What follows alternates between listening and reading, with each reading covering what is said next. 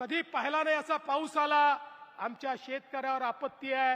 काही लोक या आपत्तीचंही राजकारण करू इच्छितात, पण त्यांना मी सांगतो काळजी करू नका। आमचं सरकार हे शेतकऱ्याच्या पाठीशी उभा आहे। कालच अजितदादा, मी आणि आमचे एकनाथराव शिंदेजी आम्ही सगळे बसलो आणि शेतकऱ्याला जास्तीत जास्त मदत काय करता येईल या संदर्भातला आराखडा तयार करणं सुरू केलाय। आमच्या पाठीशी अमितभाई शहा आहेत। त्यांनी सांगितलं काळजी करू नका, काय लागलं ते केंद्र सरकारच्या माध्यमातून देऊ।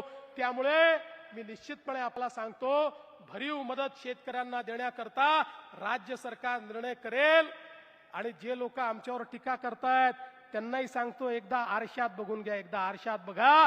तुम्ही असताना काय तुम्ही केलाय हे तुम्ही एकदा आरशात बघा, त्याच्यानंतर आमच्यावर टीका करा। पण कोणी किती टीका केली तरी आम्ही पर्वा करणारे लोक नाही आहोत, कारण आम्हाला या ठिकाणी खुर्च्या तोडण्याकरता लोकांनी पाठवलेलं नाही, शेतकऱ्याची सेवा करण्याकरता पाठवलाय आणि ते केल्याशिवाय आम्ही थांबणार नाही।